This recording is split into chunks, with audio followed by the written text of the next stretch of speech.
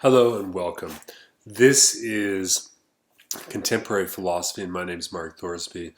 In this video we're going to be taking a look at our third installment of Ludwig Wittgenstein's philosophical investigations. So let's go ahead and get started. Let me begin by reviewing some of the key ideas that we've learned about last week and in the previous videos. One here is in Wittgenstein's later philosophy, he wants us to think of language in terms of language games. And there the idea is that there is no essence to what a game is because there are so many different types of games. Rather, one learns what a game is by playing the game. And he thinks that our language operates in a similar manner, whereas the philosopher has the temptation to think of language and ultimately the auspices of meaning as hierarchically or horizontally structured in terms of some sort of systematic system. I guess that's a tautology, but in terms of some sort of systemization, Wittgenstein suggests that no, we should think of language as a sort of city of a whole different plethora of uses. Now, our words we use the same word in multiple contexts, and within each of those contexts, there are different meanings, as it were. And so Wittgenstein, he wants to encourage us to think of language and the words of our language as having family resemblances within the various games. And so here the key is to recognize that meaning is inherent in terms of the use of language. The meaning of a language isn't derived through some sort of transcendent metaphysical schema or other sort of thing. Language is inherently derives its meaning from its use. And this led Wittgenstein to a discussion of definitions and what definitions of words are, and this moved Wittgenstein into a discussion of rules and rule following. We're going to see tonight that Wittgenstein is going to carry on that same discussion in thinking about rules and rule following. Two other key concepts I want to emphasize to you is that Wittgenstein talks about the idea of philosophy as a type of nonsense. And there, Wittgenstein's notion is that philosophers have a tendency to take our words and then pull them out of their language games and then create vast systems of theories and this sort of thing. And he thinks that this ultimately renders our language meaningless in philosophy because we have words without a proper use. Now, we haven't gotten to it, and unfortunately we're not going to see Wittgenstein really emphasize this in tonight's discussion, but ultimately the meaning of language is derived in its use in terms of the Lebensform, or the form of life we employ. And then finally, Wittgenstein suggests, and we're going to see this at the end of our discussion today, is that we can think of philosophy in a positive sense as a type of therapy. A therapy which helps us unfurl the nonsense we're so typically led to believe when doing philosophy. So Wittgenstein is this very interesting philosopher who suggests a really radical theory of language and meaning, but on the other hand, a radical articulation and critique of the philosophical project itself. So we're going to see Wittgenstein develop a lot of these themes tonight, or today, it depends I guess when you're watching this, but we're going to see him develop these discussions in more depth. Okay, so what are some of today's key concepts that we're going to look at?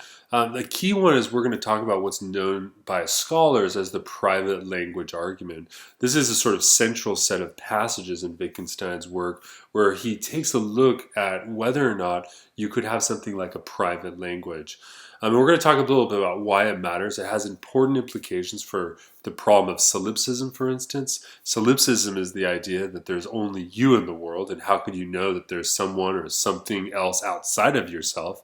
We're going to see that is an important way in which there's an important way in which his critique of the idea of a private language has important implications for the problem of solipsism, but also it has important implications for the philosophy of mind in general. And there's many other implications. And of course, I can't go over everything that in Wittgenstein's work tonight. So there's lots of nuance and lots of detail that we could get into that I'm just not going to have time to do tonight. So put it this way, is that our video here is not going to be a substitute for actually reading Wittgenstein's work and going through it. Now, many people have written on this material, many people who know this material better than myself, and so I encourage you to take a look at some of the other work of other scholarship and secondary literature on Wittgenstein's work here. And I should say there's sort of two major camps in Wittgensteinian literature that interpret Wittgenstein in different ways. So I'm not going to go through that because here I just want to focus on and familiarize you with some of the core concepts in Wittgenstein's work. So let's sort of start off, or sort of roughly speaking, where we left off in our last video. And that is, we've been talking here about language and rule following. And whether or not these language games have specific rules and what those rules might be exactly. And this sort of leads Wittgenstein into a critique of the idea that language is a sort of machine. And so here we see Wittgenstein addressing what I would call the mechanistic analogy, which is namely, does language function like a machine with definite rules? Or does language function in a more amorphous manner where the rules that we employ are not definite per se, but derived and made known to us in some other way, right? He says we might say that a machine, or the picture of it, is the first of a series of pictures which we've learnt to derive from this one. And in many ways, I think that this is sort of taking Wittgenstein a little bit beyond what he's talking about specifically in these passages, but in many ways you can see this as a critique of the modern way of looking at problems of language. And when I say modern, I'm thinking of modern philosophy, which I think in many ways functions or recognizes the problems that get dealt with in philosophy as being mechanistic in a certain way. And we're going to see that Wittgenstein doesn't think this. He doesn't think that our language functions like a machine with definite rules, although we can talk about the rules of our language games. But that here what we have is a picture that seems to hold us captive. So let's see if we can explore the analogy a little bit, right? We can think of machines as moving only in a rigid way, right? So think of a machine, for instance, I can look at a refrigerator, which is a machine, and you can imagine all of the various little parts and components that go into a refrigerator. Perhaps there's different levers, there's certainly valves and compressors and all this sort of thing. And the machine moves in a very rigid, mechanistic way. Well, obviously mechanistic, but it moves in a rigid way. But it doesn't necessarily have to be this way. This isn't the only way we can imagine machines. For instance, people often, or sometimes you'll hear biologists refer to the body as a type of machine. But clearly the type of machine that the body is something far more dynamic than simply the sort of rigid the rigid way in which the machine of a refrigerator, for instance, might function. So what we see here is that we can talk about machine movements and the possibility of machine movements in a whole variety of ways. So here we see Wittgenstein say that we mind about the kind of expressions we use concerning these things. We do not understand them, however, but misinterpret them. When we do philosophy, we are like savages, primitive people who hear the expressions of civilized men, put a false interpretation on them, and then draw the queerest conclusions from it.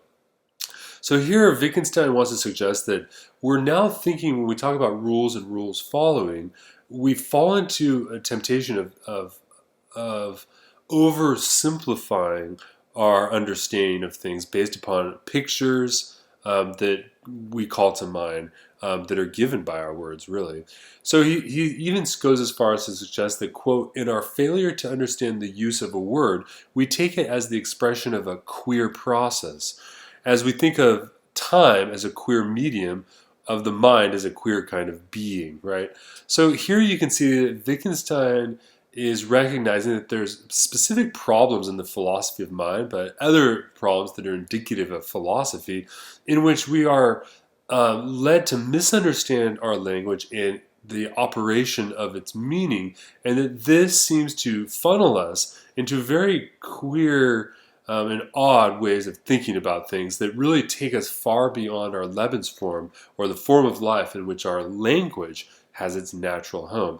And think here about the way a philosopher might, for instance, if you took an introduction to philosophy class or something, and the professor said, what does it mean to have a thought, right? If you open your brain, if you're doing brain surgery and you look inside someone's brain and you ask them to say something, you won't see a thought. So what exactly is a thought? That sort of line of thinking often leads us to think that thinking in the word thought must refer to something very, very different, something almost alien to our natural form of experience. In other words, we see here that a failure to recognize how our language is meaningful leads us really into a whole series of metaphysical quandaries. So, for instance, Wittgenstein says, let's imagine that someone says, let's play a game of chess. Now, most of us hopefully know how to play a game of chess, and we know the rules of chess. But now ask yourself, if someone asks to play a game of chess, is that the same as simply saying, do you know the rules of chess? So in other words, what's the connection between playing a game of chess and the rules of chess specifically? Now, Wittgenstein says the rules of chess by themselves don't really determine actually what it means to play a game of chess. Obviously, to play a game of chess means that you in some way understand the rules, but simply knowing the rules themselves doesn't mean necessarily that you know what it means to play. And here we have an interesting emphasis on the notion of play, or if we will, the use of language. Wittgenstein suggested, section 198 of the text, that interpretations by themselves do not determine meaning. So here, it's not simply the idea that I know what the rules of chess are and then I interpret them in some way and then I can play the game. Interpretations don't do enough, because what's missing ultimately is the form of life out of which play itself is grounded. So we can ask here another question that takes us back to an earlier video or an earlier discussion we had between Frege. We can ask, well, what is the connection between a sign and its referent? We can see a similar analogous scenario between the playing chess scenario here and the more logical question, or the question that's more indicative of logic, which is, what is the relationship between a sign and its referent? He says, I have pulled a quote here for you. He says, I have further indicated that a person goes by a signpost only insofar as there exists a regular use of signpost, a custom. So in here the idea is that in order to really understand how to use the rules of game of chess, you have to already be grounded in a regular use or a custom for the way in which those sorts of phrases would actually come about. So the answer is, what is the relationship between a sign and its referent? It's not an ostensive definition. It's not about pointing to something and saying the word. Rather, it's grounded in a regular use. Now, this is a claim that we saw Wittgenstein already address, and you can see he's further developing this idea, and he's further intensifying it for us by repeating it. Which is very important, because Wittgenstein, if we take his notion that philosophy can be a sort of therapy, then you have to recognize that a philosophical problem would be akin to a person who's sick, a person who's trying to recover from an illness. Now, how does Wittgenstein address this sort of illness of philosophy? Again, he encourages us to describe the use of our language rather than to theorize about the meaning of our words in our language. So, for instance, could you imagine the reverse? Could you have a sign or a rule that's absent of any regularity, right? So imagine you had a sign where there is no regularity to the referent. There's no regular use of that word. Could you learn a game where the rules are constantly changing? Well, no, right? Could you have a rule that could only be followed once in a lifetime, for instance? The answer is clearly no, because to obey a rule, to make a report, to give an order, to play a game of chess, these are all customs. They're uses, they're institutions. So to understand a sentence means to understand a language. And to understand a language means to be a master of a specific or a certain type of technique. So this means that one doesn't learn a language by learning the names of things. One learns a language by being inculcated into a form of life in which the use in which there's a use of language that grounds the meaning of the terms that are said. So let's get back to the chess analogy here, right? Let's imagine that there's two people who are unfamiliar with chess who are going through the steps of the game by, maybe perhaps they're just reading the rules, right? And of course, we've all been there, perhaps maybe over a holiday or a birthday party or something. You've been with your family or other people that you know and love, and you've sat down to play a new game you've never played before, and you pull out the rules and you start reading the rules. Notice that it's often very difficult for us to actually learn the rules of a game simply by reading them. But it's much, much easier to learn the rules of something by seeing how people use them. For instance, I teach logic quite frequently. And when I teach logic, I find that it's very difficult for students to understand, for instance, how to do a proof and predicate logic, for instance, or a truth table or something like this, simply by me explaining the concepts to them or explaining what the rules and the steps are. Ultimately, how do people learn? They learn by doing. They learn, in other words, by using those rules. That is, they have to learn to do something with those rules. They have to inculcate themselves into the custom or the institution of their language or of the rules. Now, for instance, here Wittgenstein says, okay, you can imagine people trying to learn chess by going through the rules, but can you imagine people understanding the rules of the game in a different way? Imagine, for instance, people understand the rules of the game by yelling and stomping their feet in specific ways. Would this make sense, right? And you can see here, this seems a very bizarre suggestion to us, but it raises some important considerations for us, which is namely, well, on the one hand, maybe you could actually imagine that, but the only way you can imagine it is actually by being inculcated into its use. And that's the important criteria. Again, we see another important theme in Wittgenstein unfurling, which is the idea that in order to understand the meaning of our language, we have to look to a description of the use of that language. At section 202, Wittgenstein adds, and hence also obeying a rule is a practice. And to think one is obeying a rule is not to obey a rule, right? To just think it. You have to actually do it, right? So hence it is not possible to obey a rule privately. Otherwise, thinking one was obeying a rule would be the same thing as obeying it, right? So it's not simply about having a mental thought that enables us to have the practice of obeying a rule. We actually have to get involved in doing it, I think. Now here there's a couple beautiful passages that I had to throw in here, right?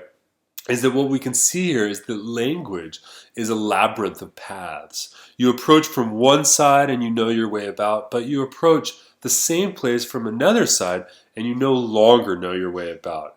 This really has this is really a really nice way of articulating the problems that philosophers engender themselves to, right? We understand what our words mean in their everyday use, but as soon as we approach them from a different angle, we suddenly find that we're lost. And again, Wittgenstein's always his approach here is to get us to think about the description for the use of these terms and to get us out of this unfamiliar, sort of alienating thing that we do in philosophy. Here's another way of thinking about rules, right? Could following a rule really be analogous to following an order, right? For instance, imagine you travel to a faraway land. How would you know the difference between a rule and following an order? So imagine you see different people and they act in certain ways. How are you supposed to know the rules? Is there a really difference between people obeying rules and following orders, right? The common behavior of mankind is the system of reference by means of which we interpret an unknown language. Let me repeat that again. The common behavior of mankind is the system of reference by means of which we interpret an unknown language. Notice here that you can't actually really learn a language by simply buying the dictionary for that language. So maybe you don't know how to speak, Greek's maybe a difficult example because people don't usually know how to read Greek. But let's imagine you pick up a book, You don't know Latin, but you pick up a book of Latin. The letters look similar, but everything's different, and you're not sure how to interpret it. Could you know that language simply by memorizing that dictionary? And the answer is not really. And if whatever you did learn from it, it would come from the behavior that you know is grounded in the translation of the terms, right? The system of reference, the system of signs by which our language has its logical meaning is ultimately derived in the behavior that we have. Now, we have to be careful here because we're going to see that Wittgenstein is not a behaviorist, right? A behaviorist is a person who would say that everything just can be reduced to the mere behavior, right? That I guess a linguistic behaviorist would say that the meaning of language is just simply reducible to the behavior that people enact while they're speaking the language. This isn't going to be Wittgenstein's point because ultimately Wittgenstein thinks, so far as I understand him, that behaviorism falls trap to that nonsense, that philosophy is nonsense problem. Because behaviorism tries to take behavior as the primary explanation of everything. But that means that the behaviorist actually uses the language of behavior itself in a way that's alien to the use of the language itself. Here's a great passage. Let's imagine that the people in the country carried on the usual human activities in the course of them employed apparently an articulate language. Now, if we watch their behavior, we find it intelligible, right? It seems logical. But when we try to learn their language, we find it impossible to do so. For there is no regular connection between what they say, the sounds they make, and their actions. But still, these sounds are not superfluous. For if we gag one of these people, it has the same consequence as with us. Without the sounds, their actions fall into confusion, as I feel like putting it. Are we to say that these people have a language that orders, reports, and the rest? There's not enough regularity for us to call it a language. You can see a critical feature here is the regularity of our use of language. And here, think of the way in which Wittgenstein was emphasizing the notion of a custom. Now, you have to be careful here. I don't think, under my interpretation, that Wittgenstein is merely giving us an anthropology of language's use. Some people accuse Wittgenstein of really articulating an anthropological theory of language. I don't think that's quite right myself. For the same reasons that Wittgenstein would be suspicious of behaviorism. And we'll see Wittgenstein directly address the problem of behaviorism here in a moment. So, is a rule of language the same thing as the regularity of its use, right? So you can see we're still following up on this problem of rule and rule following. Does following the rules of a language mean simply adopting this sort of regularity, this pattern of activity? But you can ask yourself, well, how would one teach the meaning of this word? The word regularity. Well, we teach the meaning of the word regularity ultimately by practice, that is, by doing something again and again. So the language of regularity is itself derived from a practice. And this doesn't involve us in a logical circle, or it doesn't involve us in the fallacy of begging the question, because a practice is something that is ultimately concrete and derivative. Now you can see here is that, let me go back here to the slide. I think many philosophers in their high points of philosophical speculation would find this problematic, right? The idea that ultimately the meaning of our language is just derived from a type of practice seems to be a little too amorphous, a little too willy-nilly. But Wittgenstein doesn't think so, because he actually thinks that there's actually real depth there, right? But you can ask the question, well, is this theory of meaning deep enough? And here's Wittgenstein says, well, at some point our reasons will give out. And when our reasons give out, then we just act without reasons. Think of here, if you've ever had a child, or perhaps you were a child who asked the question, why? Or for instance, my daughter has done this to me, we have to go to the store. Why do we have to go to the store? Well, we have to get food. Why do we have to get food? So we can live. Why do we have to live? And so on and so forth. At some point, our reasons give out, and then we just act. We don't need reasons to act. This description of the way in which we actually employ our language demonstrates for us that, okay, although the speculative philosopher may not be satisfied, the problem of their satisfaction isn't based in the emphasis on the use of our language. It must be derived, their lack of satisfaction, from something else. And we're going to see ultimately, for Wittgenstein, it's derived from their desire to take language out of its ordinary use and to essentially transpose it into some sort of transcendental function. And here we can think about in logic the sort of Neoplatonism that Frege seems to employ, for instance. He says, if I've exhausted the justifications, I've reached bedrock and my spade is turned. Then I'm inclined to say, this is simply what I do.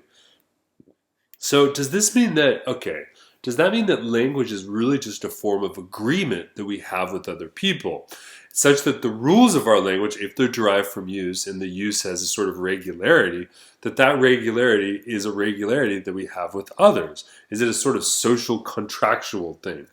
And so it's sort of interesting here because we see Wittgenstein raising this suggestion and then almost instantly pivoting to what will become known as the private language argument. Now, this is the key passage that's typically pointed out by scholars in terms of where Wittgenstein begins this notion of the private language argument. Usually scholars place it from somewhere between section 243 and around section 315 of his book. So if you end up being interested in writing a paper on the private language argument, that's really the sections you'll want to focus on. And again, there's a lot more depth to what Wittgenstein argues than I think I'm able to actually express in this video. So I apologize for the poverty of my own explanations. But let's take a look here and see what Wittgenstein says here at 243. So a human being can encourage himself, give himself orders, obey, blame, and punish himself. He can ask himself a question and can answer it. We could even imagine human beings who spoke only in monologue, who accompanied their activities by talking to themselves. An explorer who watched them and listened to their talk might succeed, for instance, in translating their language into ours. This would enable him to predict these people's actions correctly, for he also hears them making resolutions and decisions. So you can see here Wittgenstein is sort of giving us an interesting comparative thought experiment. Imagine we're in a different country where people are speaking so much so that they talk to themselves, right? Could we translate that language into our own? He goes even further. He says, but could we also imagine a language in which a person could write down or give vocal expression to his inner experiences, his feelings, his moods, and the rest for his private use? Well, can't we do so in our ordinary language? But this isn't what Wittgenstein means. The individual words of this language are to refer to what can only be known to the person speaking, to his immediate private sensations, so another person cannot understand the language.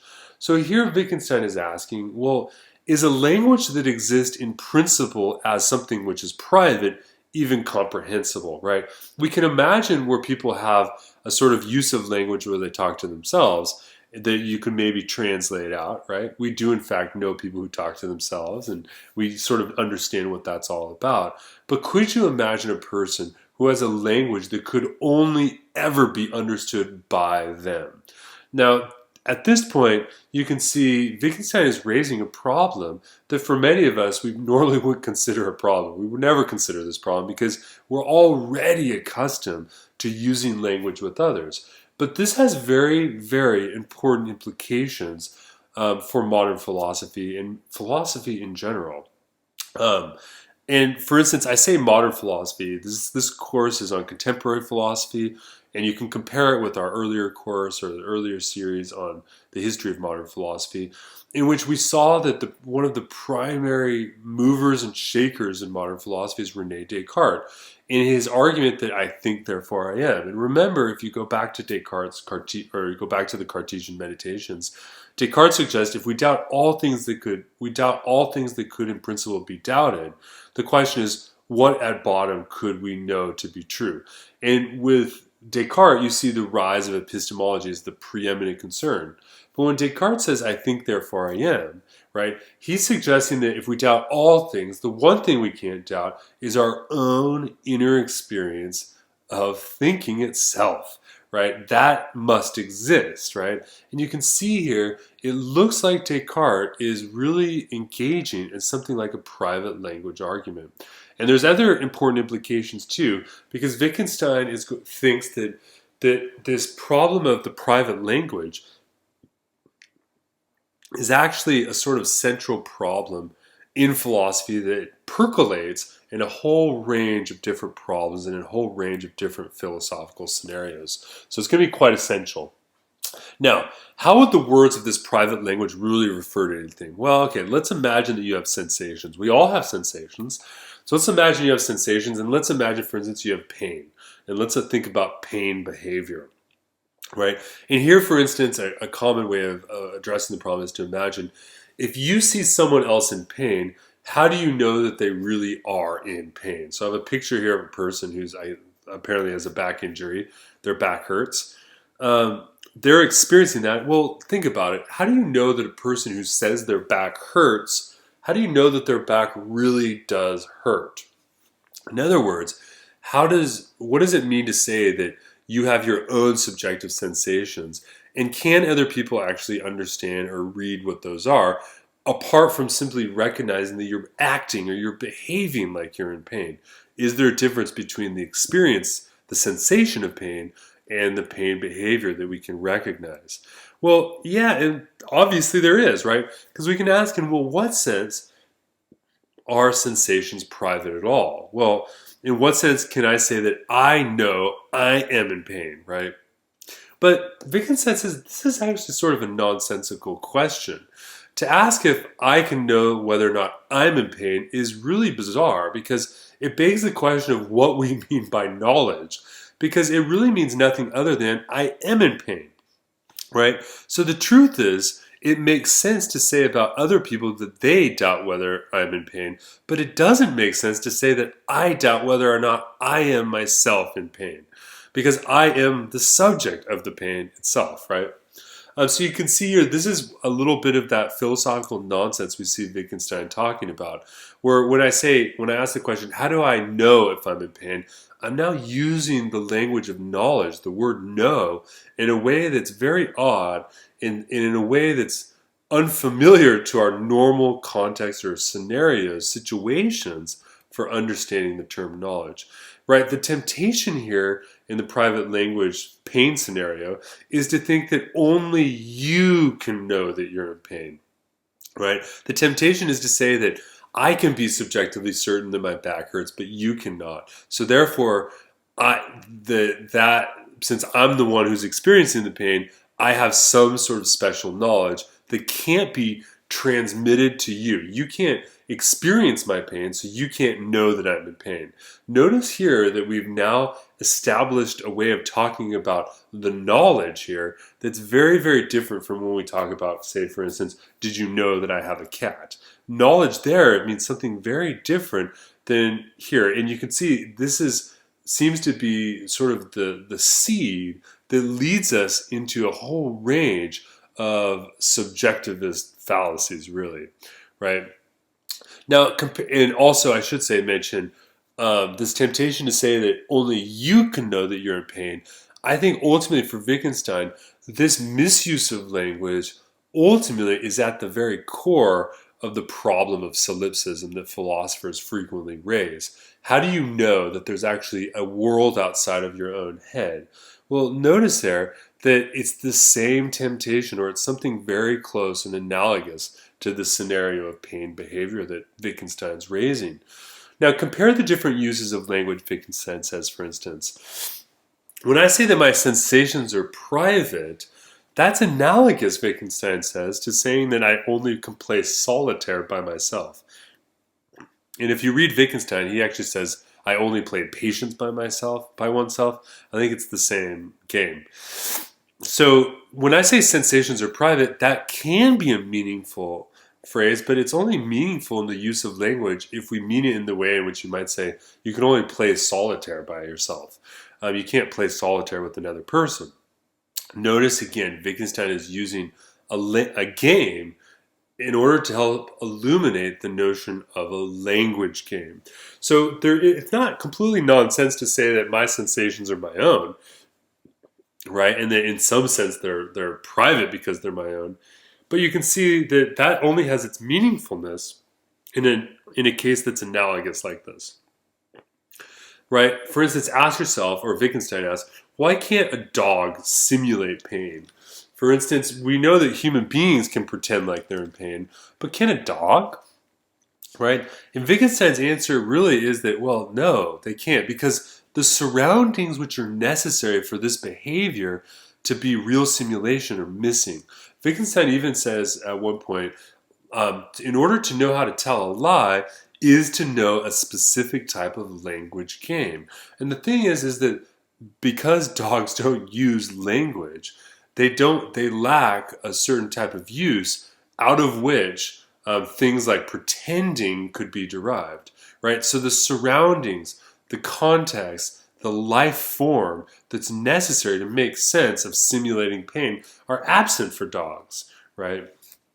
Or absent for animals, right? So maybe someone says, only I can know that I'm in pain. Well, again, ask, well, what use of language does the word know have here, right? And Wittgenstein says that when we make a statement like, I know that I'm in pain, only I can know that I'm in pain, rather, this looks like an empirical proposition. It looks like something that you know through the sensations you have. But Wittgenstein's point here is that we need to recognize that that's not an empirical proposition, but it's really a grammatical proposition. It's a proposition that's derived out of a way of thinking about language, not out of a way of experiencing our own sensations, as it were. Imagine another scenario. Maybe someone says, another person can't have my pains, right? I've italicized my there, right? Here you can ask the question, or Wittgenstein asked, what counts as the criterion for identity here? When I say that another person can't have my pains, well, my refers to a certain type of identity that's, I guess, my own, right? But what is the criteria? What feature or characteristic can I use in order to understand what counts as my identity exactly? And here this raises some interesting questions about identity in general. And Wittgenstein, again, instead of theorizing, he asked us to do a comparison. He asked us to take a look at the ways in which we actually use our language. He says, compare that. Imagine if someone says these two objects are exactly the same. So for instance, if you've been reading the philosophical investigations like I have, then we both have the same book. We're both reading the same book. But in what sense does the word same have any meaning? In other words, what's the criterion for my identification of what counts as quote unquote the same? Wittgenstein says, insofar as it makes sense to say that my pain is the same as his or hers, it's also possible for us to both have the same pain. And it would also be imaginable for two people to feel pain in the same, not just in the corresponding place, right? In other words, there is a sense for the proposition of things being the same. I gave the example of someone's back hurting. For instance, a couple, pardon me, I guess it was a couple months ago, I had a really bad back problem myself, and I was in a lot of pain. And so I was talking to a friend of mine, and I was explaining what it felt like, and they were saying, "Oh, I have the same back pain problem myself." Now you can ask yourself, what does that mean exactly? How can my friend know that I have the same pain that they have? Obviously, they're not having the pain. They're not experiencing the pain in the way that I'm experiencing it because they're not me per se, but there is a way in which they can in fact recognize that we both have the same pain. And the difference here is because in one sense the proposition makes sense because the sense, right, and I want you to think here of the logical sense, is derived from a specific type of use. And we're going to relate this back to behavior here in just a moment, right? But maybe someone says, no, Mark, you can't have this pain, right? This pain is mine and mine only. And Wittgenstein says here that the word this, what it seems to do is it reminds us of a specific criterion for identity within our language game. And the this is pointing to the idea that the pain is a pain that I'm experiencing. It doesn't mean that this is a subjective experience that is in principle only mine, but rather that the this refers to a criterion that we can share. The this really just refers to the fact that I'm the one who's experiencing the pain rather than you. For instance, compare the words identical and the same. There's a variety of shades of meaning which are possible, right? Identical, in some contexts, identical means exactly the same all the way down to the to the atom or something. But there's other contexts in which they're not necessarily the same. Imagine, for instance, if I got in a car accident, or let's say, imagine I'm driving my car, I come to a stoplight, and then someone hits my car. And I'm telling my friend, and they say the identical thing happened to me last week. Identical there has a sense, but that sense is ultimately given in a certain use of language out of which we're both familiar. So there's a whole variety of shades of meaning, or if you will, language games, out of which identical and the same can be used, and they get closer and further away in terms of their meaning. The problem here is that the philosopher has a temptation to reduce all of these shades of meaning into a monochromatic, if you will, explanation. That is, a single explanation or a single theory which explains all of them. And here, if it's interesting to compare the way in which what Wittgenstein is talking about here really challenges the entire notion of Platonic philosophy, where Plato is constantly seeming to do this, constantly looking for the singular form out of which the plurality of forms might occur. Now, here we have one of these beautiful, I already mentioned it, and I already sort of highlighted this, but here we have one of these beautiful phrases, famous quotes of Wittgenstein's, where he says, "The philosopher's treatment of a question is like the treatment of an illness." And so we have to think of the task of philosophy as a therapy to help us get away from this temptation towards reductionism.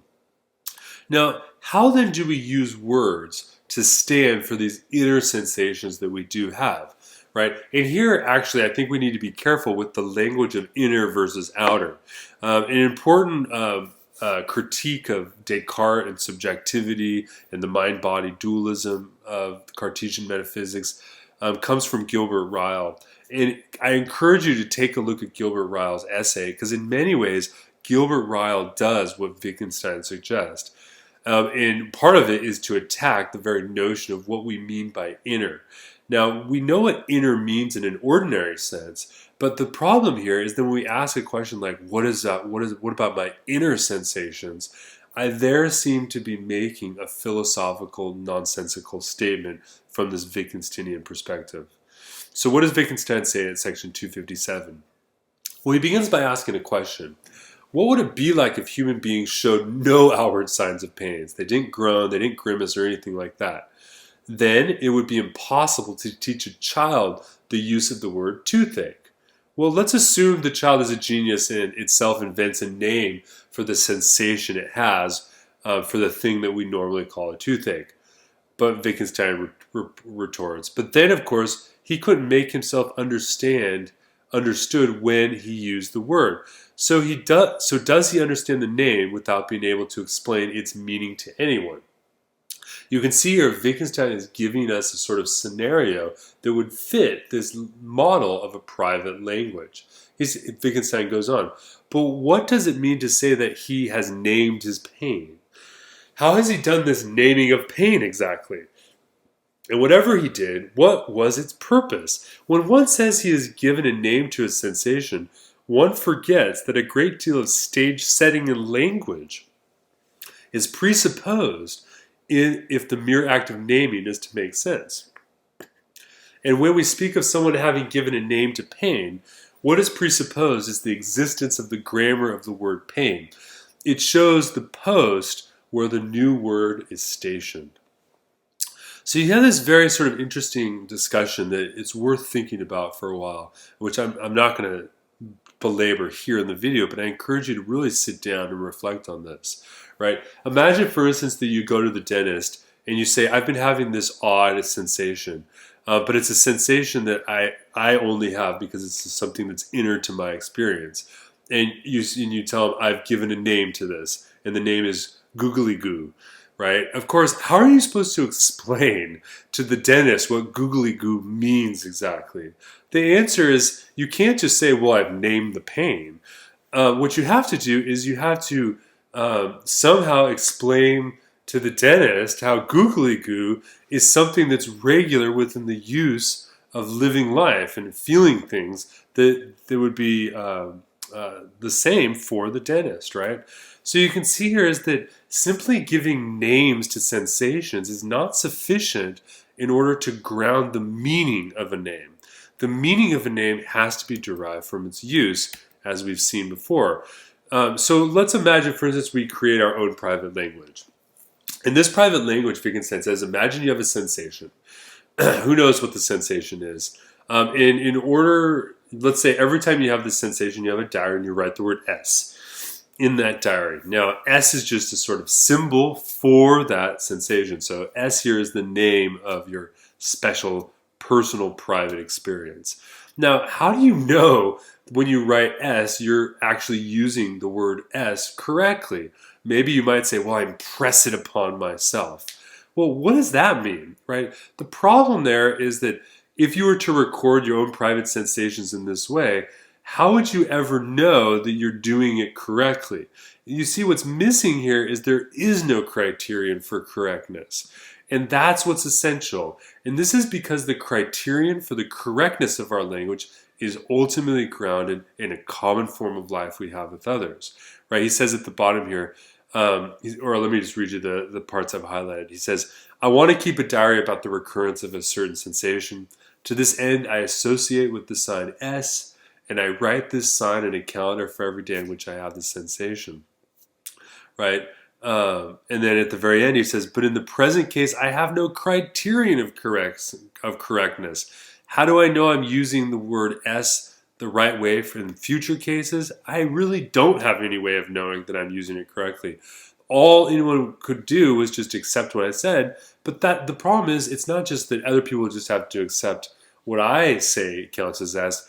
I myself couldn't even know whether or not I was correct in using that word S. One would like to say, going back to the text, whatever is going to seem right to me is right.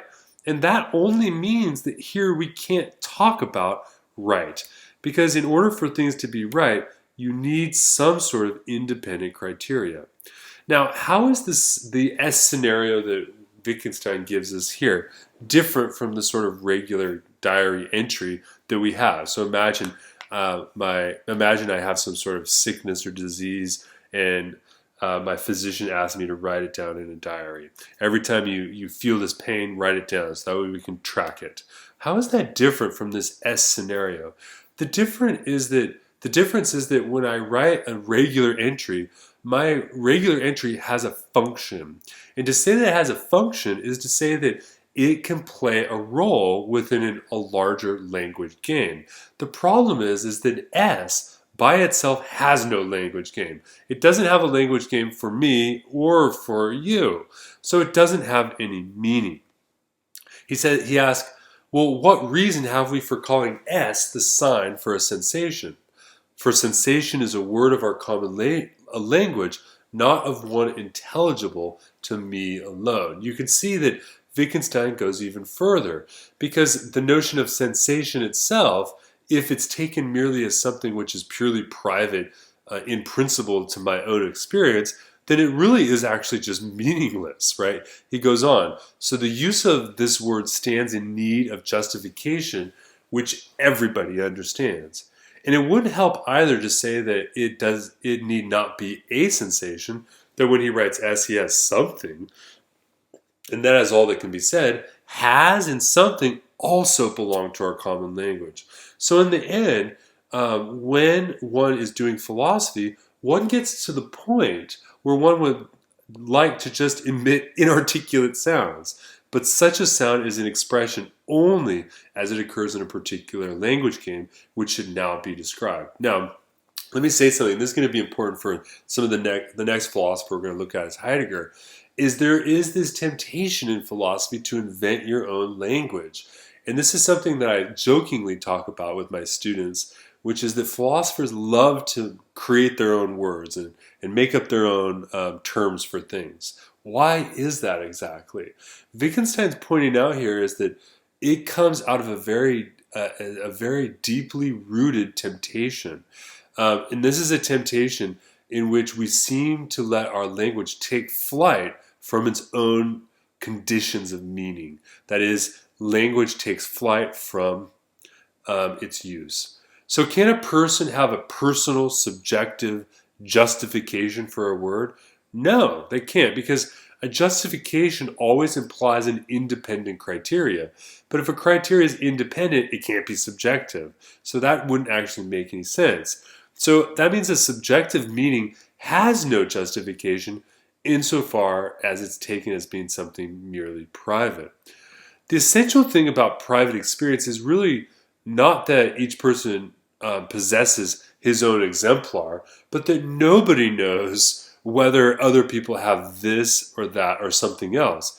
The assumption would thus be possible, though unverifiable, that one section of mankind had one sensation of red and another section another. And in fact, you've probably thought about this.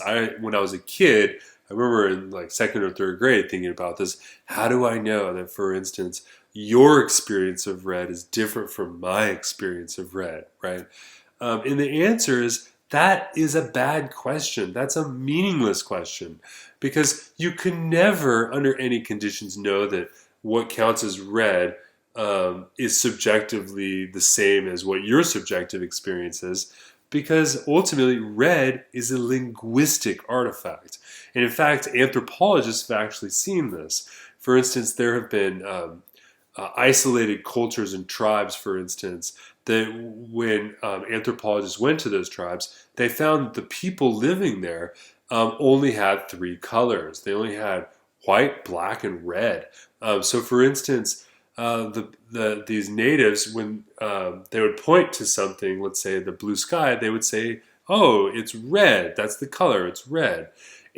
But when the anthropologists tried to figure out their words for other colors like green and purple and brown, there was no language there. And because there was no language, there was effectively no experience of those things. So you can see here is that the notion of red, even though we have an experience of something being red, that the word red is actually something that's derived, that comes from a language game that we have with others. And there's an independent criteria for using that term, but the independent criteria is not something that is derived from my own subjective sensation. It's rather something that I might say is communal or custom, as Wittgenstein suggested earlier. So, okay, here's the example of the blue sky. Wittgenstein says, look at the blue sky and say to yourself how blue the sky is. When you do it spontaneously without philosophical intentions, the idea never crosses your mind that this impression of color belongs only to you. And you have no hesitation in exclaiming that to someone else. And if you point at anything as you say the words you point to the sky, I am saying, you have not the feeling of pointing into yourself, which often accompanies naming the sensation. So you can see, let's finish the sentence, when one is thinking about private language. Nor do you think that really you ought not to point to the color with your hand, but with your attention. Consider what it means to point to something with attention, right? So for instance, when you point to and you say that the sky is blue, what you don't actually do is think about the way in which you're having an inner experience. Rather, you're pointing to the sky, right? You're not pointing to your attention of a specific sensation, right? And why is that? Because the language game of talking about the color of things is not about calling attention to your own sensations, as it were. Right. In 278, a little bit later, section 278, Wittgenstein says, I know how the color green looks to me. Surely this makes sense. Certainly, Wittgenstein says, but the question is, what use of the proposition are you thinking of? So if I say, I know how the color green looks to me, right, that might be a meaningful statement, but it's only meaningful so long as it's grounded in a specific use of the language, a specific language game. Okay, so wait a second. Does that mean that ultimately language is really just about the type of behavior we have with each other? In other words, is the meaningfulness of language ultimately rooted in behaviorism? So is behaviorism ultimately the primary answer here to the problems of language and derivatively the problems of philosophy? Or you might ask, instead of pain, is there only pain behavior? Right? And Wittgenstein sort of asks a couple of interesting things. He says, look at a stone and imagine it having sensation. One says to oneself, how could one so much as get the idea of ascribing a sensation to a thing? Well, one might as well ascribe it to a number. And now look at the wriggling fly, and at once these difficulties vanish, and pain seems to get a foothold here, where before everything was, so to speak, too smooth for it. And so too a corpse seems to us quite inaccessible to pain. Our attitude to what is alive and to what is dead is not the same. All our reactions are different. If someone says that cannot simply come from the fact that a living thing moves about in such and such a way and a dead thing does not, then I want to intimate to him that this is not the case of the transition from quantity to quality, which this distinction between quantity and quality is a very important distinction in philosophy, and many philosophers make it. And here Wittgenstein is suggesting again that in order to understand how these sorts of ascriptions and recognitions of pain are possible, it's not simply derived by making these characteristic distinctions. Rather, it's derived in the form of life in the language games out of which these things follow. Now here we have, I have a little beetle in a box, and this is a famous thought experiment, one of my favorite in all of the philosophical investigations, called the beetle in the box scenario. And I'm not going to quote Wittgenstein or read what he says, I'll just explain it. Right? Wittgenstein says, imagine, do a little thought experiment. Imagine there's a world in which everyone who's born into the world is given a box. So as soon as you're in this culture or this world, you're given a box. And within that box is something. You don't know what's in your box. I'm sorry, you can look in your own box, I'm sorry, but you can never, ever look in anyone else's box. Right? Now, we decide to call whatever's in our box with the word, and we call that word beetle. So maybe you look in your box and you see a little figurine. Whoops, sorry about that. A little Facebook message. You look in your box and you see a little figurine. Maybe another person looks in their box and they see a crown maybe. Another person looks in their box, they see a key. Another person has a picture in their box. But no one can ever look in anyone else's picture, and everyone uses the same word to refer to what's in the box. They call it a beetle. And this would even apply if someone looked in their box and there was nothing in their box. They would just say they have a beetle in their box. Now ask yourself, what is the meaning of the word beetle? Where does the meaning of that word derive from? Does it derive from the object that's in the box? No, it doesn't. The meaning of the word beetle isn't something isn't an object in the box. The meaning of the word beetle is derived or is a reflection of the way in which we use language with each other.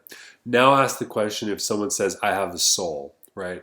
I have a soul, and that soul is accessible to me because I have an inner experience of it. You have a soul, you have an inner experience. Notice that we want to take the word soul and say that soul must refer to the object of that inner experience, in the same way that you might say that the object is the beetle. But the beetle in the box scenario shows that the meaning of the word is derived in its use, and the same thing goes for terms like soul. Now, if we take this to the private language argument, the private experiences we have are not actually private per se, not insofar as they're expressed in language, because the language of use, the use of language is something that's available to all. In our last video, for instance, we saw Wittgenstein emphasizing the idea that all of these philosophical problems are open to plain view. They're open to plain view because the meaningfulness of them are derived from the way in which we actually use our language, which is quite clear to all of us. The temptation of the philosopher is to point to the object of this inner experience that is different potentially for every person, and to think that the meaning of our language comes from that thing, comes from the beetle. So the beetle in the box scenario is a nice little thought experiment that helps you see the overall point that Wittgenstein is making in the philosophical investigations regarding the structure of how our propositions are made meaningful in language. A couple last quotes here. Right, Wittgenstein says, when we look into ourselves as we do philosophy, we often get to see such a picture, a full-blown pictorial representation of our grammar, not facts, but as it were, illustrated turns of speech. So this is quite interesting. It means that when philosophers do their introspective discussions and analyses, in many ways, what they interpret to be facts that are derived from their immanent experience are really just pictures or representations of the grammar of our language. And remember, that term grammar is ultimately grounded in the use. The logical grammar is grounded in the use of that language and the sort of rules that go along with the variety of language games.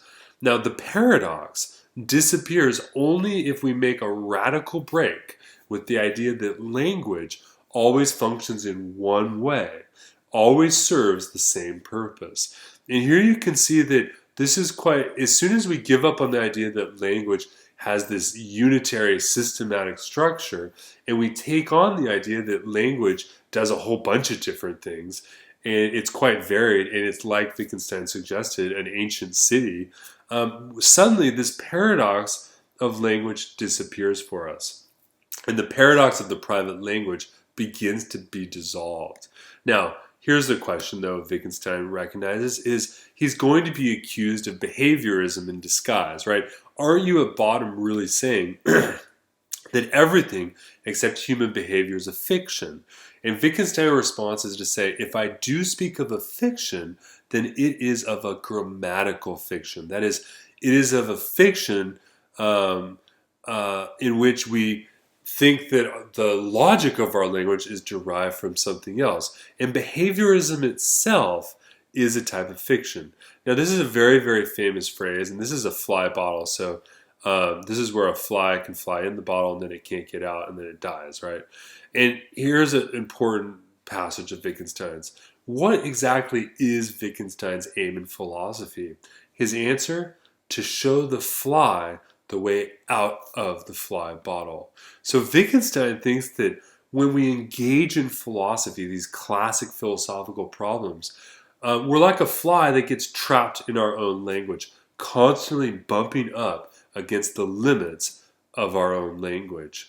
So if that's the goal, if the goal of his philosophy is to get us to stop doing philosophy, then is there a positive story that we can take away from here? And I think the emphasis here has to be on the way in which Wittgenstein talks about grammar. What is grammar? Well, essence is expressed in grammar. And remember, we're talking about grammar in terms of language use of a language game, right? Grammar tells what kind of an object of anything is. So if we want to understand what something is, we look to the grammar out of which it is grounded in terms of its meaningfulness. And here he says this interesting suggestion: think of theology as a grammar. And here's a sort of final rejoinder to the problem of pain and pain behavior. And that is, Wittgenstein says, you learn the concept pain when you learned language. Now notice you didn't learn the concept pain when someone poked you. You learned the concept once you began to use language within an embedded form of life, a situatedness out of which that language had its meaningfulness.